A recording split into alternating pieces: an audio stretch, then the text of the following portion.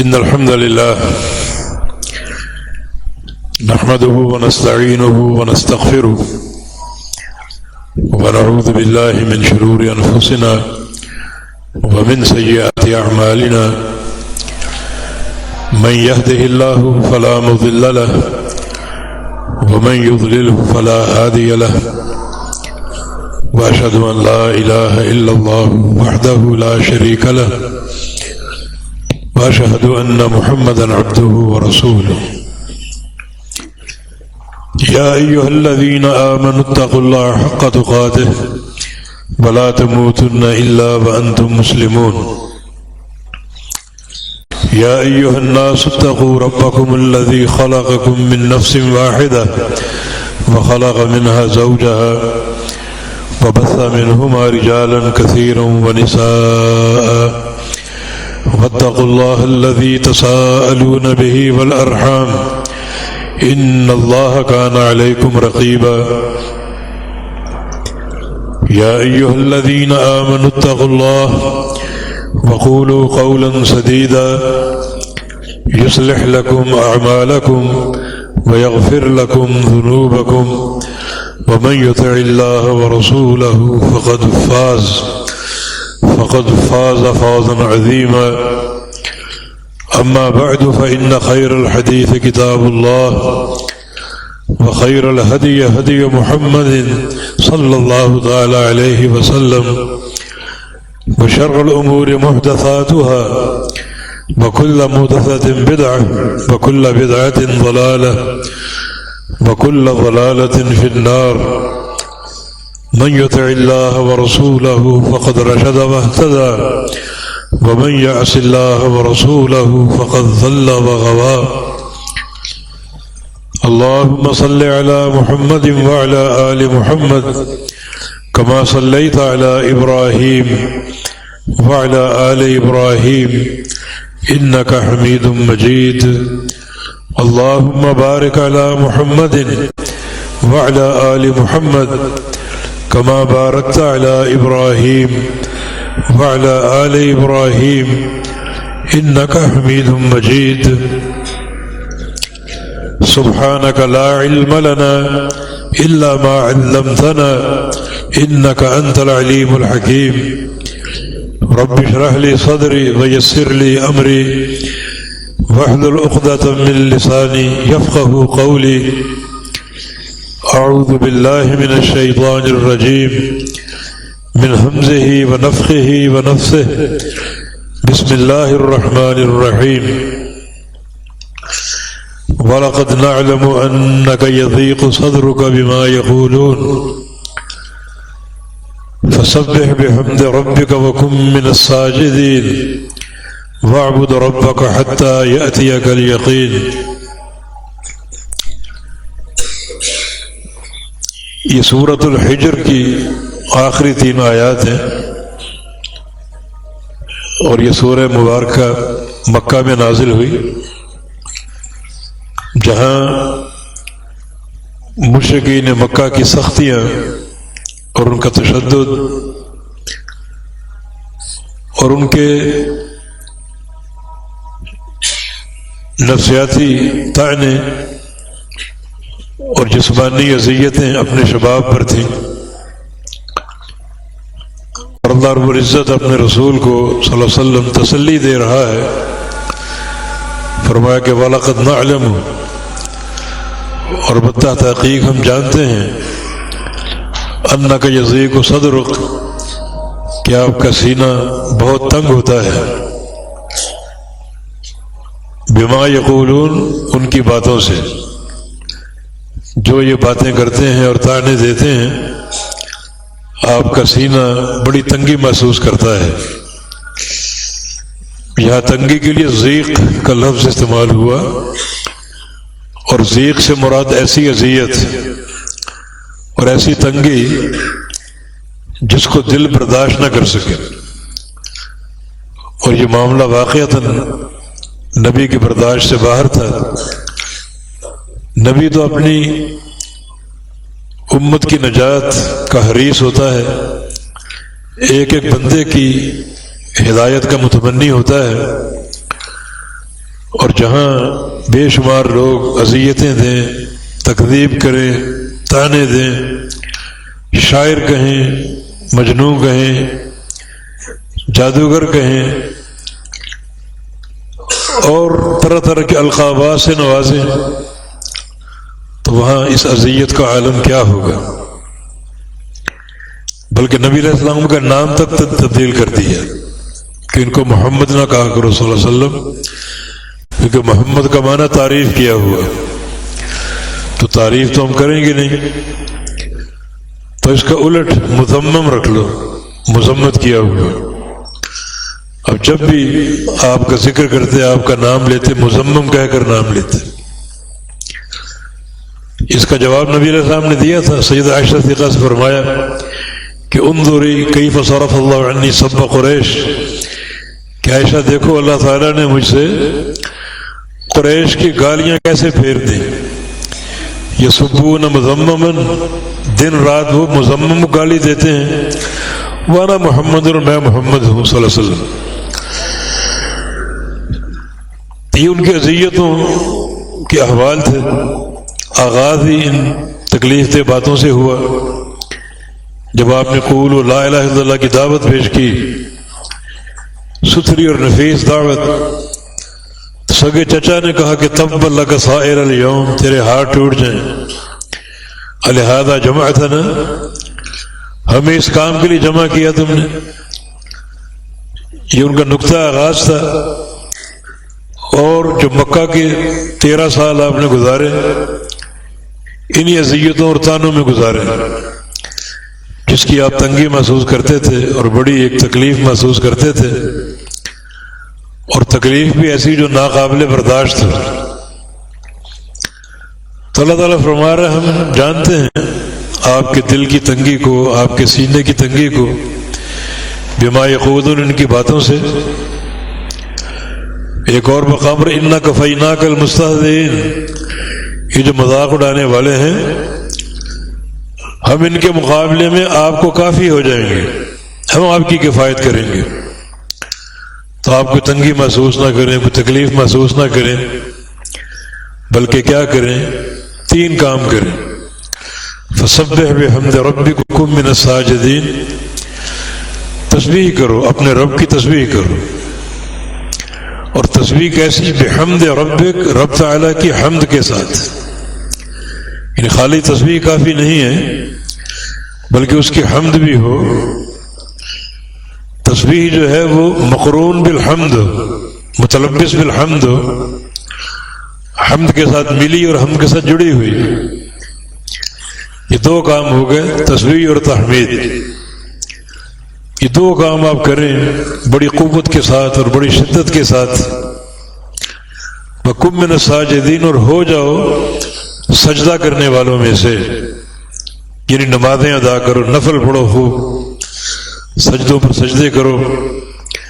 تو آپ کا کام یہ 3 عمل انجام دینا ہے، تسبیح، تحمید اور سجدے اور نوافل، انہیں ہم سنبھال لیں گے۔ نبی علیہ السلام نے یہ 3 کام انجام دیے۔ خوب آپ نے تسبیحات بھی کی اور تحمیدات بھی کی، بڑے بڑے جامع جملوں کے ساتھ۔ یہ صحیح بخاری میں بڑے جامع جملے آپ کے منقول ہیں، سبحان اللہ بحمدہ عدد خلقہ ورضا نفسہ وزینۃ عرشہ ومداد کلماتہ۔ یہ سبحان اللہ بحمدہ، تسبیح اور تحمید دونوں ہیں، اللہ کی پاکیزگی اس کی حمد کے ساتھ۔ وہ پاکیزگی جو صرف پاکیزگی نہیں بلکہ حمد کے ساتھ لپٹی ہوئی ہے۔ کتنی عدد خلقی، اس کی مخلوق کی تعداد کے برابر، کتنی اس کی مخلوق ہے۔ مخلوق میں یہ ریت کے ذرے اور درختوں کے پتے اور پانی کے قطرے سب اللہ کی مخلوق ہے۔ پھر خشکی کا عالم، تری کا عالم، عالم علوی، فرشتے اوپر، آسمانوں کی مخلوق، ان ساری مخلوقات کی تعداد کے برابر اللہ کی تسبیح اور اس کی تحمید۔ ومداد کلماتہ، ورضا نفس ہی، اتنی حمد اور اتنی تسبیح جو اس کو راضی کرتے، اس کے نفس کی رضا کے برابر اور مطابق، وزینت عرش ہی، اتنی حمد اور اتنی ثنا اور اتنی تسبیح جو اتنی بھاری ہو جتنا اس کے عرش کا وزن ہے، ومداد کلمات ہی، اور اتنی حمد اور اتنی تسبیح جو اس کے کلمات کی روشنائی کے برابر ہے۔ اور قرآن میں صاف ہے کہ اگر یہ سمندر سارے روشنائی بن جائیں، اس جیسے 7 سمندر اور آ جائیں، ساری روشنائی خشک ہو جائے گی، اللہ کے کلمات ختم نہیں ہوں گے۔ یہ 4 بڑے جامع آپ کے کلمات اور آپ کے جملے، آپ نے جویریہ بنت حارث سے فرمایا تھا کہ اب تک تو نے جو بھی میرا ذکر کیا، اللہ تعالیٰ کا ذکر کیا، جتنا بھی، میں نے یہ 4 کلمات 3 دفعہ کہے ہیں، تیرے اب تک کے پورے ذکر پر یہ بھاری ہیں۔ تو یہ آپ کا تسبیح اور تحمید کا انداز۔ تو آپ کا کام کیا ہے؟ فسبح بحمد ربک، اپنے رب کی حمد کے ساتھ آپ تسبیح کریں۔ تسبیح کیا ہے؟ اللہ کی تنزیہ، اس کی پاکیزگی۔ تنزیہ کا تعلق ان صفات سے ہے جو صفات منفیہ ہیں، جو اللہ کے شان شان نہیں ہیں، جن کی اللہ کی ذات سے نفی ہے، لا تأخذہ سنۃ ولا نوم، نہ اس کو اونگ آتی نہ نیند آتی۔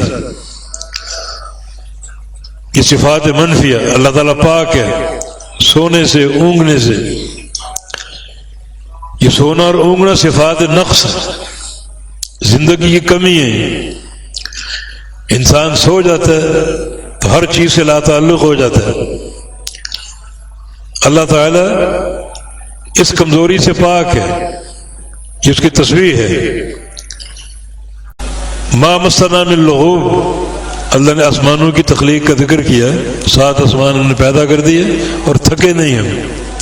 اللہ تھکتا نہیں ہے، اللہ عاجز نہیں ہے، کوئی اس کا شریک نہیں ہے، یہ سب تسبیح ہے۔ اللہ رب العزت ان ساری جو خامیاں اور عیوب ہیں ان سے پاک ہے۔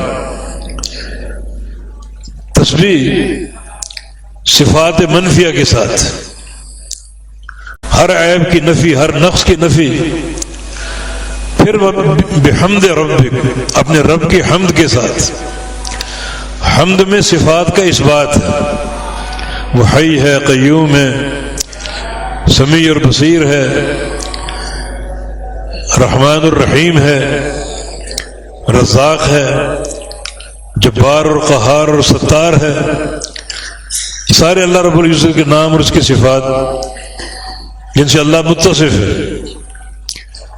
تو تسبیح اور تحمید دونوں کام آپ نے کرنے۔ اس کا معنی یہ کہ عقیدے کی تکمیل اس کے بغیر نہیں ہوگی، توحید اس کے بغیر مکمل نہیں ہوگی۔ توحید صرف اللہ تعالیٰ کی اکیلے کی عبادت کا نام نہیں ہے، بلکہ ضروری ہے کہ ہر شریک کا انکار، ہر شریک کی نفی ہو۔ تو تسبیح اور تحمید دونوں کام آپ نے بجا لانے ہیں، رب کی تسبیح بھی ہو اور رب کی تحمید بھی ہو۔ اور وَكُن مِّنَ السَّاجِدِينَ، اور سجدہ کرنے والوں میں سے ہو جاؤ، مانا نفل پڑھنے والے، خوب نفل ادا کرو، تو اللہ تعالی آپ کو اس سارے شر سے نکال لے گا، سارے شر سے نکال لے گا اللہ رب العزت، کہ اس کا وعدہ بھی ہے، اور اِنَّا كَفَيْنَاكَ الْمُسْتَهْزِئِينَ، ہم کافی ہیں آپ کے لیے۔ آپ اپنا کام انجام دیں، دعوت کا کام کریں، تبلیغ کا کام کریں، اور ساتھ ساتھ اپنی خلوتوں کو ان اذکار سے بھر دیں، تسبیح بھی اور تحمید بھی اور نوافل کی کثرت بھی، خوب سجدے کریں۔ چنانچہ نبی علیہ السلام نے خوب تسبیحات کی، تحمیدات کی اور خوب سجدے کیے، اور خوب نوافل ادا کیے. چند سالوں میں اللہ نے کایا پلٹ دی. مکہ فتح ہوا. بسم اللہ الرحمن الرحیم انا فتحنا لک فتحا مبینا لیغفر لک اللہ ما تقدم من ذنبک وما تأخر. ہم نے آپ کو فتح مبین دی ہے. فتح مبین جو ہے یہ حدیبیہ کا سفر اور صلح حدیبیہ، یہ معاہدہ اور یہ میثاق فتح مبین ہے. 10 سال جنگ نہ کرنے کا معاہدہ، مانا امن قائم ہو جائے، راستے محفوظ ہو جائیں، اور جو لوگ اسلام قبول کرنا چاہتے ہیں وہ آئیں اور اسلام قبول کریں. فتح مبین آپ کو دے دی. یہ فتح مکہ کی بشارت اور نوید ہے. کیوں؟ لیغفر لک اللہ ما تقدم من ذنبک وما تأخر. اس کا عام معنی کرتے ہیں کہ اللہ آپ کو معاف کر دے اگلے پچھلے گناہوں کو. معنی یہ بنتا نہیں ہے. ذنب کا کلام عرب میں ایک اور معنی بھی ہے، اور وہ ہے الزام. اللہ الزام دور کر دے، اتہامات دور کر دے. ایک شاعر ابو نجم العجلی، یہ عبد الملک بن مروان کا درباری شاعر بھی تھا اور بڑا صاحب کلام اور بڑا معتبر شاعر. اس کا ایک شعر ہے: قد اصبحت ام الخيار تدعي علی ذنبا كله لم اصنعی. ام خیار اس کی کوئی محبوب ہوگی، اس نے مجھ پر ایسے ایسے الزام دھرے ہیں کہ میں نے ان میں سے کوئی کام نہیں کیا. یعنی ذنب بمانا الزام، بمانا اتہام. ہم نے فتح مبین آپ کو دے دی تاکہ اللہ ان الزاموں کو دھوئے.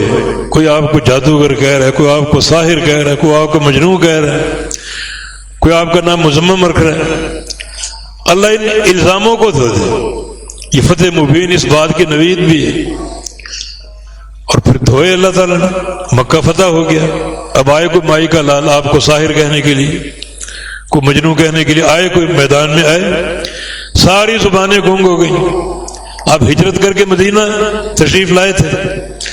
یہودی کچھ اچھلتے کودتے تھے، کچھ دبے لفظ میں باتیں کرتے تھے. ایک موقع پر فرمایا آپ نے: من لے کعب بن اشرف، کون ہے جو کعب بن اشرف کو قتل کرے؟ ابو نائلہ اپنے ساتھیوں کے ساتھ اس سے محل میں گیا اور رات کی تاریکی میں قتل کر کے آ گیا. ایک اور یہودی ابو رافع، بہت بڑا اس کا قلعہ تھا اور بڑے اس کے افراد اور لوگ تھے، وہ بھی اس طرح کی باتیں کرتا، اذیتیں دیتا، آپ کی زبان سے شعر کہتا، ہجو کرتا، آپ کی مذمت کرتا. فرمایا کون اس کو قتل کرے گا؟ تو عبداللہ بن عتیق چند ساتھیوں کے ساتھ گئے، اس کے قلعے میں گھسے اور رات کو اس کو قتل کر کے آ گئے. یہودی بھی جھاگ کی طرح بیٹھ گئے. اللہ نے سارے الزام دور کر دیے، یہ ساری باتیں دور کر دی. سبب کیا ہے؟ یہ 3 چیزیں. آپ کا کام تسبیح کرنا، تحمید کرنا اور نوافل ادا کر کے رب تعالیٰ کا قرب حاصل کرنا. کوئی پریشانی ہو، یہ امور جو ہیں پریشانیوں کا علاج ہے. کوئی غم ہو، کوئی دکھ درد ہو، کوئی بوجھ ہو، کوئی ثقل ہو، ان آیات کی یہ تعلیم ہے کہ یہ کام آپ نے انجام دینے ایک سچے عقیدے کے ساتھ رب تعالیٰ کی تسبیح کرنی، ہر عیب سے پاک ہے. سب سے بڑا عیب جناب الوہیت میں شریک مقرر کرنا، کوئی اس کا شریک نہیں ہے. اور جب کسی صفت نقص کی نفی کرو گے تو اس سے مکمل شان نہیں ابھرتی. مکمل شان ابھرتی ہے اس کے مقابلے کی صفت کو زندہ کرنے سے. اللہ کا کوئی شریک نہیں ہے، یہ تعریف مکمل نہیں ہوئی جب تک اس کا ضد جو اس کا عکس ہے اس کو کامل و اکمل نہ مانا. کوئی شریک نہیں مانا اس کی توحید کامل و اکمل ہے. یعنی شرک کی نفی توحید کے اقرار کے ساتھ، یہ فسبح بحمد ربک، خالی نفی نہ ہو، نفی میں اس بات موجود ہو. اگر آپ کے اللہ ظلم نہیں کرتا تو یہ کمال تعریف نہیں ہے، بلکہ کمال تعریف کب ہوگی کہ اللہ تعالیٰ کمال عدل پر قائم ہے. جو اس کا عکس ہے، جو اس کا الٹ ہے، اس کو مانا جائے گا. اللہ تعالیٰ عاجز نہیں ہے، مانا اس کی کمال قدرت اس کی صفت ہے. اللہ کو اونگ نہیں آتی، نیند نہیں آتی، مانا اس کی حیات کامل ہے.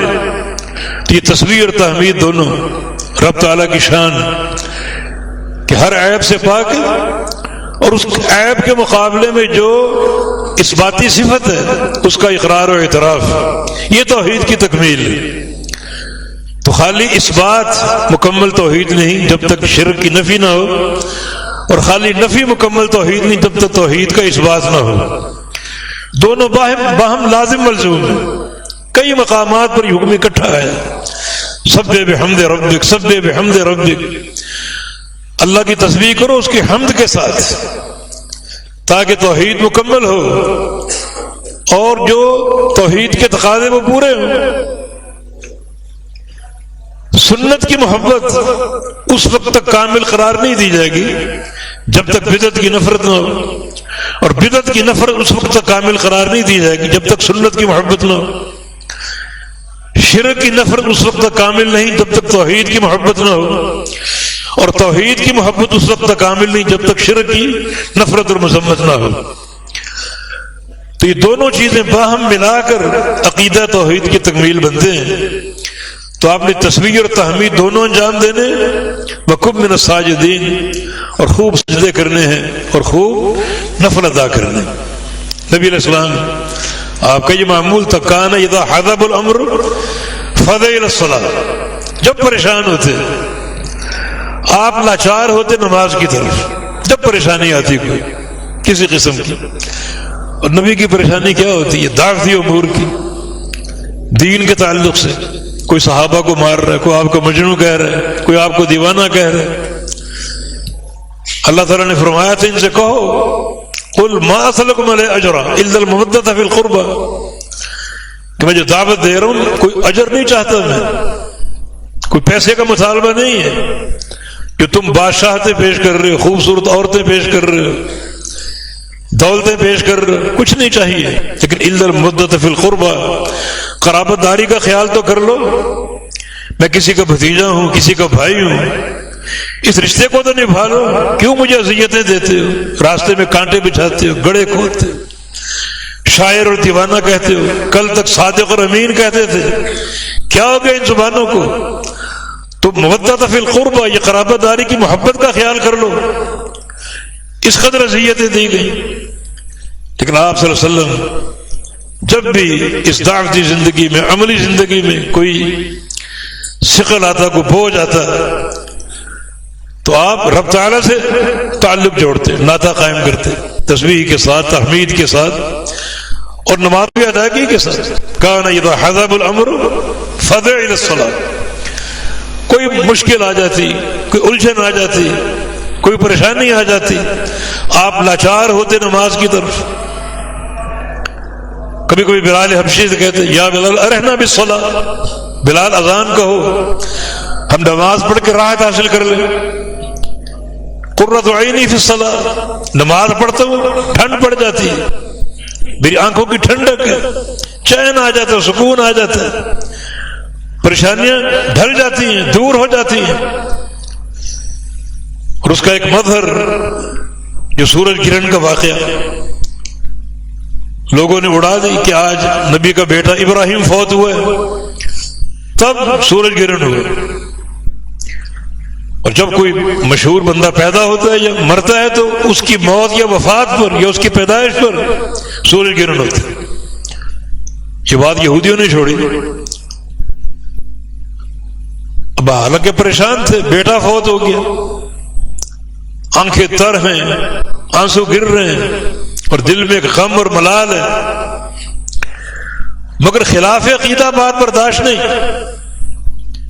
صحابہ کو جمع کیے، ممبر قائم کیا اور خطبہ ارشاد فرمایا کہ ان الشمس والقمر آیتان من آیات اللہ. یہودی بڑی ایک مکار اور سازشی قوم تھی کہ اس بات سے نبی خوش ہو جائے کہ میرے بیٹے کی تعریف ہو رہی ہے، میرا بیٹا مشاہیر میں سے، تبھی سورج گرہن ہوا. لیکن اس کی تہ میں بدعقیدگی یہ کہ جو آسمانی تغیرات ہے اس میں زمین کے تغیرات کا کردار ہے. شوشہ اس میں یہ تھا کہ سورج گرن اللہ کے امر سے نہیں بلکہ ابراہیم کی وفات سے ہوئے. یہ بات عقیدے کے خلاف ہے، توحید کے خلاف. ہر تغیر اللہ کے امر سے ہوتا ہے. یہ ان کی سازش تھی کہ نبی خوش ہو کر بات نہیں کرے گا.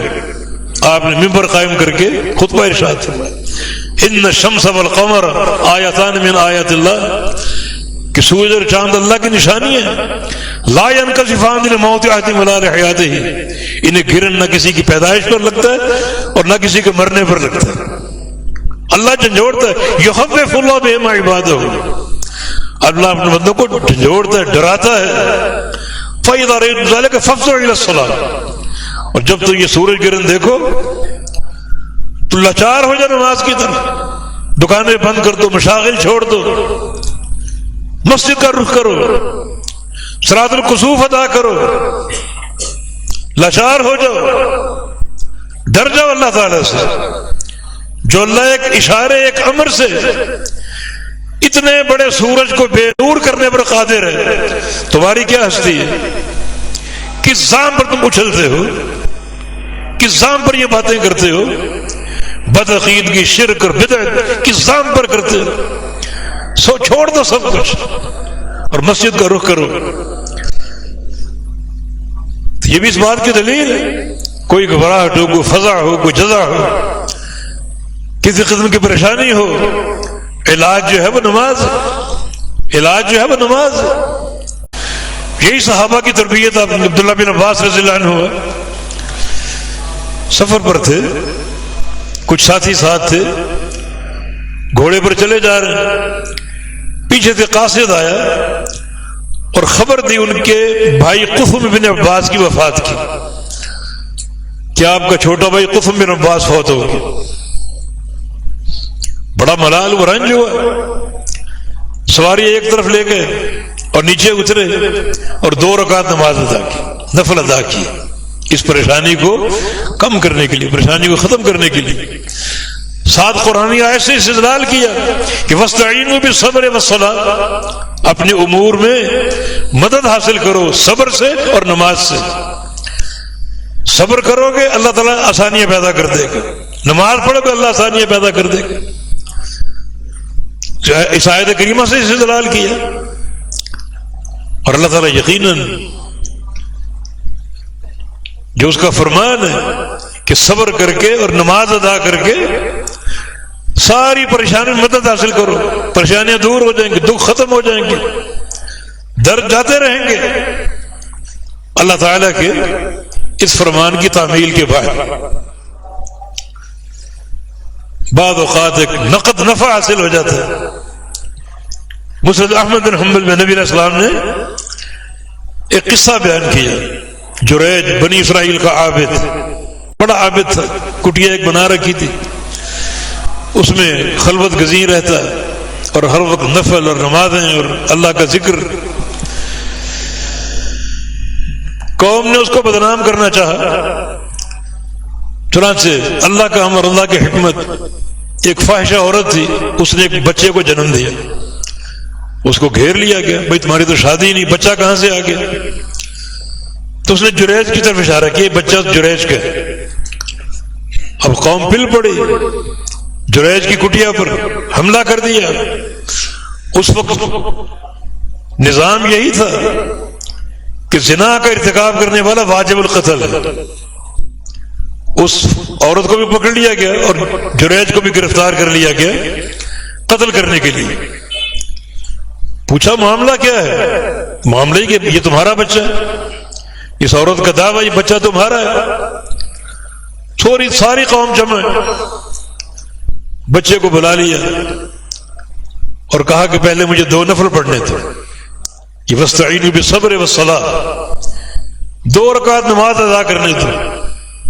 2 نفل پڑھے، بچے کو گود میں لے لیا اور پوچھا کہ من ابو کا، تیرا باپ کون ہے؟ بچہ دودھ پیتا بچہ، 1 دن کا بچہ، بھلا کلام کر سکتا ہے، بول سکتا ہے، لیکن نماز پڑھ چکے، اللہ کے در کو دستک دے چکے، اللہ سے تعلق جوڑ چکے. واستعینوا بالصبر والصلاۃ وکن من الساجدین. نفل پڑھو, اللہ پریشانیاں دور کر دے گا. یہ ایک دن کا بچہ بول پڑا, سامنے وہ فنکار کھڑا تھا, چرواہا ہے کہ وہ میرا باپ ہے. قوم ہکا بکا, یہ بچہ بات کر رہا, بچہ بات کر رہا. پھر ساری قوم جریج کے پاس آ گئی, معافیا مانگ رہی ہے, ہاتھ جوڑ رہی ہے, اور کہا کہ جو کٹیا ہم نے تمہاری گرائی ہے ہم اس کو سونے کا بنا دیتے ہیں. مجھے سونے کی حاجت نہیں ہے, جیسی تھی ویسی بنا دو. تو دیکھیں واستعینوا بالصبر والصلاۃ. کوئی مشکل آ جائے, الجھن آ جائے, ایک تو صبر لازم پکڑ لو, دوسرا نماز پڑھو, نفل پڑھو, اللہ مدد کرے گا, اس کا وعدہ ہے. وَكُن مِّنَ السَّاجِدِينَ. اے محمد صلی اللہ علیہ وسلم, کفار کی اذیت کا مقابلہ کرنے کے لیے سجدے کرو. آپ نے خوب نفل پڑھے, خوب سجدے کیے, خوب اللہ کا ذکر کیا, تسبیح و تحمید کی, اور تھوڑے سے عرصے میں اللہ تعالیٰ نے یغفر لک اللہ ما تقدم من ذنبک وما تاخر, اگلے پچھلے سارے الزام دھو دیے.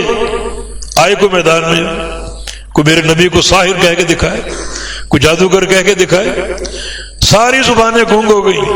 ان کو اعتراف کرنا پڑا, اقرار کرنا پڑا. یقیناً بڑی اس میں قوت ہے, اللہ کے ذکر میں بڑی قوت اور طاقت. نبی علیہ السلام کے صحابی تھے کعب بن ربیعہ الاسلمی رضی اللہ عنہ, اصحاب صفہ کے تھے. 18 سے 20 سال کی عمر تھی, کوئی گھر نہیں تھا, کوئی اہل نہیں تھا, مسجد میں رہتے, مسجد میں سوتے, اور کوئی کھانا پیش کر دیتا تو کھانا کھا لیتے. مگر دن بھر کا معمول کیا تھا؟ اللہ کے نبی کی خدمت. آپ کے کام آ رہا ہے, جا رہا ہے آپ کے کام کرنے کے لیے. نبی صاحب نمازوں میں آ رہے ہیں تو آپ کے سامنے کھڑا ہے آپ کی خدمت کے لیے. آپ عشاء پڑھ کے گھر چلے جاتے, یہ کچھ وقت آرام کر کے پھر کھڑے ہو جاتے, اور وضو کا پانی لے کر نبی علیہ السلام کے دروازے پر بیٹھ جاتے آپ کی خدمت کے لیے. سوچتے یہ تھے کہ اگر رات کو آپ کو اٹھنا پڑے, کوئی تکلیف ہو, کوئی مسئلہ ہو, تو آپ کی مدد کے لیے میں موجود ہوں. ممکن ہے پانی نہ ملے تو پانی موجود ہوں, پیش کر دوں. یہ کہہ کر آپ کی چوکھٹ پر بیٹھ جاتا ہے اور کہتا مجھے روحانی سکون ملتا, روحانی سرور ملتا. اندر سے سبحان اللہ الحمدللہ کی آوازیں آ رہی ہوتی, لا الہ الا اللہ کی آوازیں آ رہی ہوتی, اللہ کے پیارے پیغمبر کے ذکر کی. آپ قیام اللیل کرتے اور قرآن پڑھتے, مجھے روحانی مسرت ملتی, روحانی سکون ملتا. کوئی دن ہو یا رات ہو, نبی کا ساتھ نہیں چھوڑتے. اتنی محبت, اتنا پیار, اتنی عقیدت.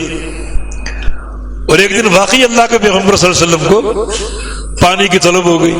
گھر میں وضو کا پانی نہیں تھا, باہر نکلے پانی کی طلب اور تلاش کے لیے. سامنے ربیعہ بن کعب بیٹھا.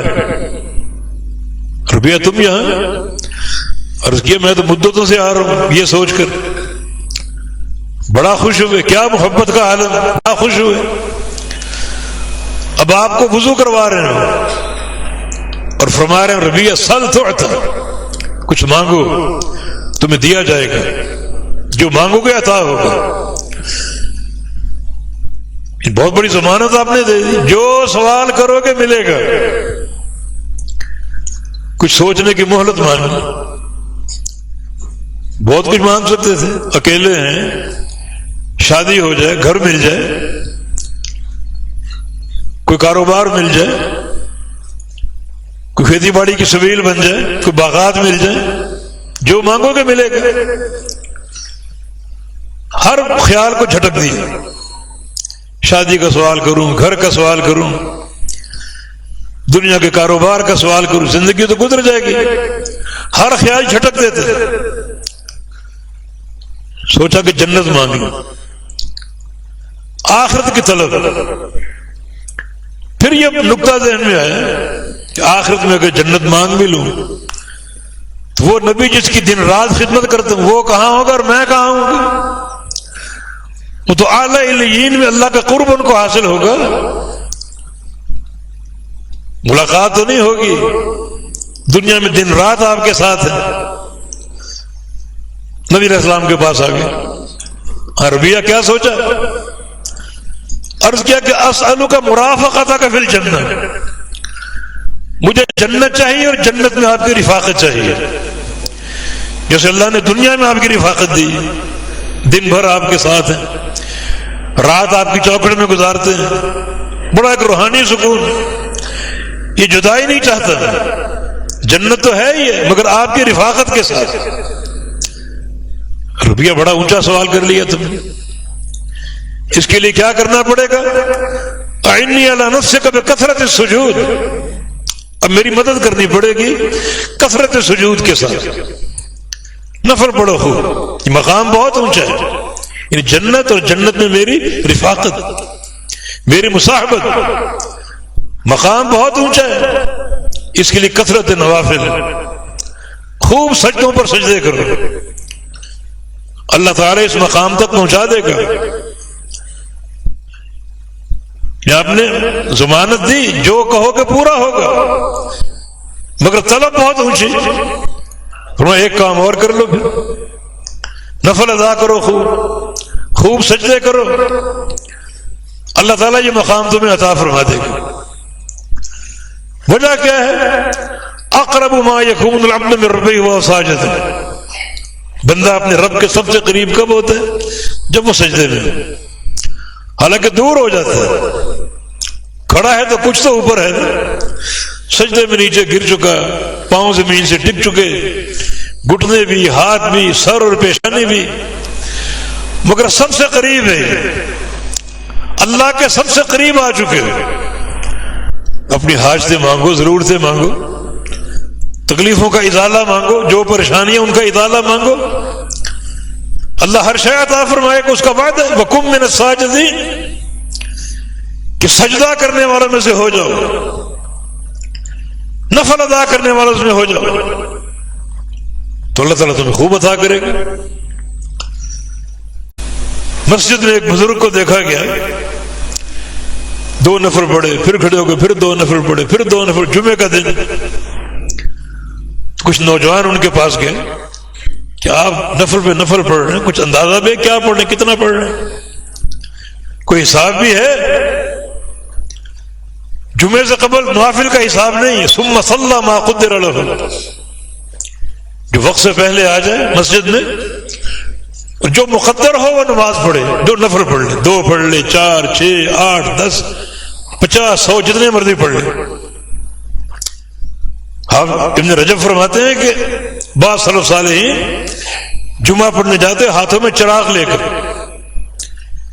کوئی دن میں چراغ جلاتا ہے نہیں، وہ رات کو تہجد سے فارغ ہو کر جمعے کے لیے چلے جاتے، چراغ لے کر آتے، رات ہی کو چلے جاتے، گھر میں تہجد کا اہتمام کیا اور رات ہی کو مسجد میں روانہ ہو جاتے، اتنا جلدی جاتے، بڑا اس کا اجر ہے، بڑا اس کا ثواب ہے۔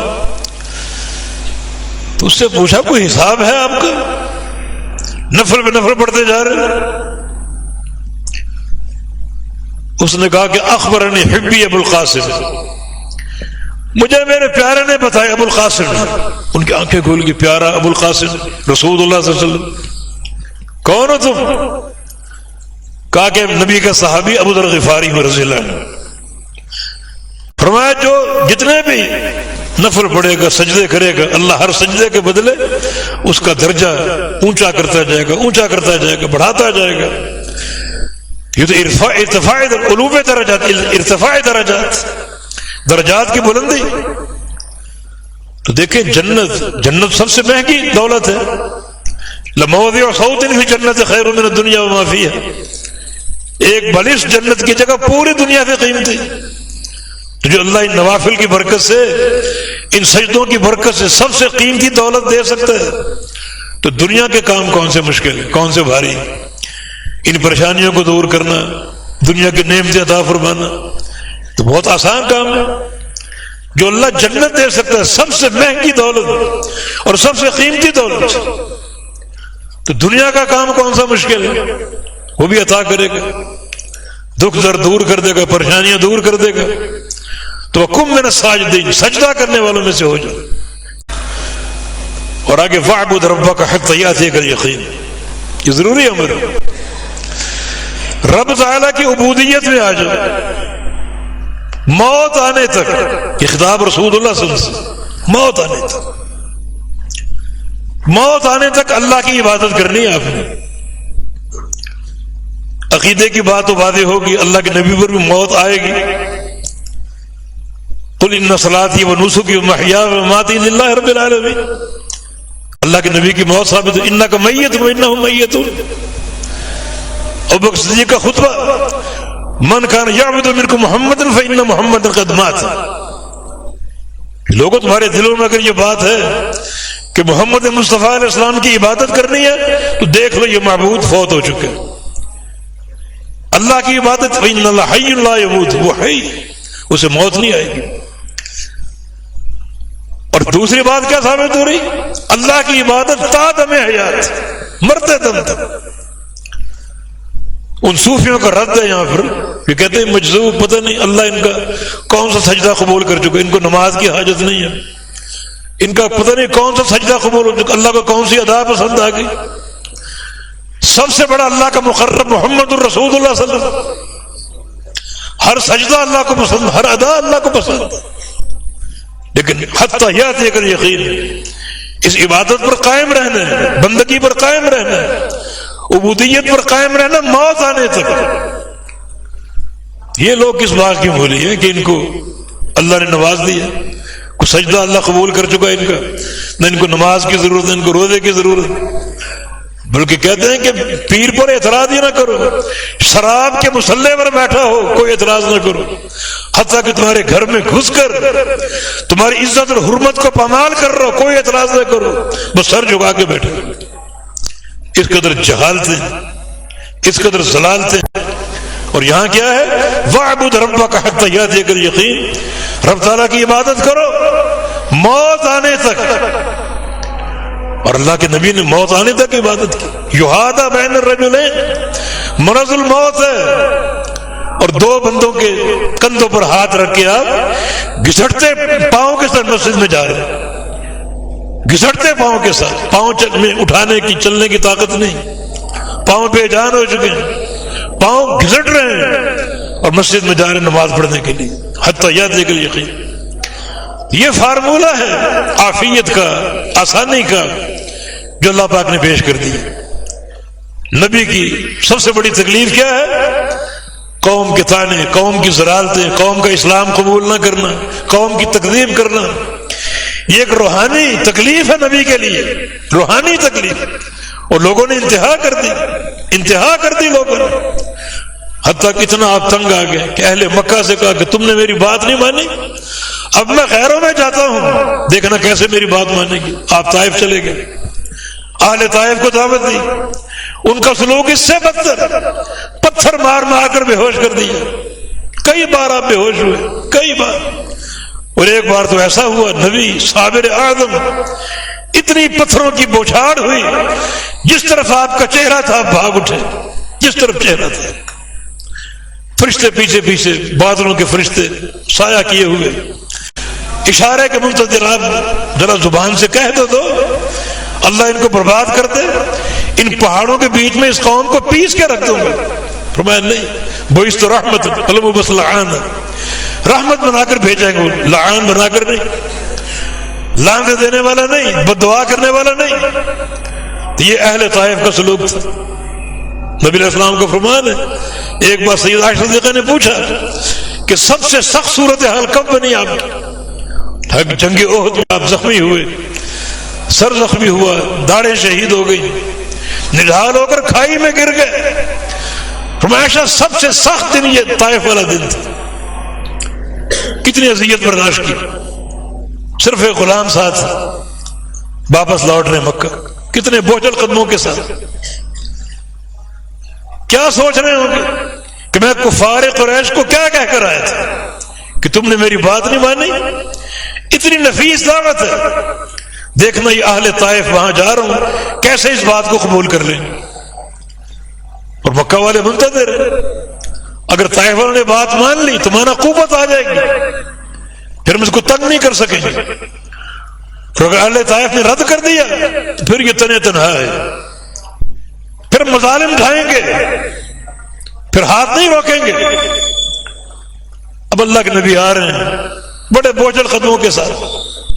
دیکھیں کتنا ضیق صدر، کتنا ملال، کتنا دکھ قوم کے رویے کا، اہل طائف کے رویے کا. حتیٰ کہ نبی علیہ السلام، نبی کا ہر معاملہ تعلیم ہے امت کے لیے. آپ نے جناب زید کو بھیجا کہ جاؤ مطعم عدی کے پاس جاؤ. مشرک تھا لیکن بڑا زیرک اور سمجھدار، اور اس سے جا کر ہو کہ محمد صلی اللہ علیہ وسلم میں مکہ آ رہا ہوں، مجھے قوم کی دسترادی کا ڈر ہے، تم مجھے امان دینے کو تیار؟ مطعم عدی کے پاس آ گئے، آ کر یہ بات کی. مطعم تیار ہو گئے. 4 اس کے بیٹے تھے، چاروں کو تلوار دے دی اور بیت اللہ کے ایک کونے میں کھڑا کر دی اور کہا کہ میں نے محمد کو امان دے دی صلی اللہ علیہ وسلم. کوئی انگلی ان کی طرف اٹھے گردن کاٹ دینا اس کی، چاہے ابو جہل ہو، عتبہ شیبہ، کوئی بھی ہو، میں نے امان دی. مطعم کی امان سب نے قبول کر لی. یہ حالات تھے. اور جب جنگ بدر ہوئی تو یہی مطعم کا بیٹا، مطعم فوت ہو چکا، اس کا بیٹا جبیر بن مطعم رضی اللہ عنہ ابھی تک کافر ہے، اسلام قبول نہیں کیا. ان 70 قیدیوں کی بات کرنے آئے ان کے فدیے کے تعلق سے. قوم کا، کفار کا سفیر بن کر آئے. بات چیت ہو رہی تھی، مغرب کا وقت ہو گیا، فرمایا ہماری نماز کا وقت ہو گیا، نماز پڑھیں گے پھر بات کریں گے. اور مسلم کہتا ہے کہ میں نے پہلی بار قرآن سنا. آپ نے سورہ طور پڑھی، ذالک اول ایمان وقر قلبی، میرے دل پر ایمان کی پہلی دستک تھی. اس سے قبل ہمارے بڑے ہمیں قرآن سننے نہیں دیتے تھے. مت قریب جانا، مت قریب جانا، وہابی ہو جاؤ گے، مت قریب جانا، یہ ساحر ہے، جادوگر ہے، فلاں اور فلاں. ہم نبی کو دیکھ کر بھاگتے تھے ہم پر اثر نہ ہو جائے، جادو کا اثر نہ ہو جائے. آج تو کہیں جانے کے نہیں تھے، بیٹھے ہیں قرآن سن رہے. تو قرآن کیا سنا؟ دل پر ایمان کی پہلی دستک، پہلا جھونکا ثابت ہوا. اب ان قیدیوں کے بارے میں بات چیت ہو رہی، مختلف رائے ہیں، کیا کریں کیا نہ کریں. کسی نے کہا ان پر احسان کر کے چھوڑ دیں، کسی نے کہا کہ فدیہ لے لیں، کسی نے کہا قتل کریں. امیر عمر کی رائے تھی ان کو قتل کر دیں. آج تو یوم الفرقان امتحان کا دن ہے، جو میرا عزیز میرے سپرد کرو، میں قتل کرتا ہوں تاکہ صدق ایمان واضح ہو جائے. اس وقت اللہ کے نبی صلی اللہ علیہ وسلم کو مطعم کا احسان یاد آ گیا. بیٹا سامنے بیٹھا ہوا، فرمایا کہ لو کان مطعم بن عدی حیا ثم کلمنی فی هؤلاء نطر لترکتهم له. آج اگر مطعم زندہ ہوتا اور وہ سفارش کرتا ان کو چھوڑنے کی تو بغیر پیسے کے چھوڑ دیتا، بغیر فدیے کے چھوڑ دیتا، تاکہ اس احسان کا بدلہ چکا سکوں جو مطعم نے کیا تھا امان دے کر. تو کیسے کیسے حالات تھے، کیسے کیسے حالات تھے، کٹھن حالات اور بڑے مشکل حالات. نبی علیہ السلام کی حدیث بھی ہے، جتنا مجھے صبر کرنا پڑا کسی نے صبر نہیں کیا، جتنا مجھے اذیت دی گئی کسی اور کو اذیت نہیں دی گئی. لیکن آپ نے کیا کرنا؟ فسبح بحمد ربک وکن من الساجدین. رب کی تسبیح کرو، ذکر و اذکار کرتے رہو اور سجدوں پر سجدے کرو، خوب نفل پڑھو. اور واعبد ربک حتی یاتیک الیقین، رب تعالیٰ کی عبودیت توحید کامل کے ساتھ مرتے دم تک اختیار کر لو. باقی کام ہم پر چھوڑ دو. اللہ نے سارے کام کر دیے، فتح بھی دے دی، فتوحات بھی عطا فرما دی، غنیمت کے مال بھی ڈھیر ہو گئے، مسلمان مالا مال ہو گئے، کفار کی اذیتیں، کفار کے طعنے سارے کے سارے ختم ہو گئے. یہودی پریشان کرتے تھے وہ بھی جلا وطن ہو گئے اور بڑی ذلت کی ایک صورت میں جلا وطن ہوئے. قصے بڑے موجود ہیں. اللہ تعالیٰ ہمیں توفیق دے کہ ہم جو بھی اس کی ہدایات ہیں ان کو اپنائیں. ہمارا کام شریعت کی تنفیذ ہے، باقی اللہ کا کام اللہ کرے گا. اس کے وعدے، ان اللہ لا یخلف المیعاد، اللہ وعدہ خلافی نہیں کرتا. من اصدق من اللہ قیلا، اللہ سے بڑھ کر سچی بات کون کر سکتا؟ تمہارا کام ان باتوں پر عمل کرنا، ان کی تطبیق اور ان کی تنفیذ. باقی کام اللہ رب العزت کا ہے. والتوفیق بید اللہ تعالی. اللہ تعالی ہمیں عمل کی، اطاعت کی توفیق عطا فرما دے۔ اللہ تعالیٰ توحید کامل سے سینوں کو منور فرما دے، نبی کی محبت سے دلوں کو بھر دے اور نبی کی اطاعت سے دلوں کو بھر دے۔ اقول قولی ھذا واستغفر اللہ لی ولکم وآخر دعوانا ان الحمد للہ رب العالمین۔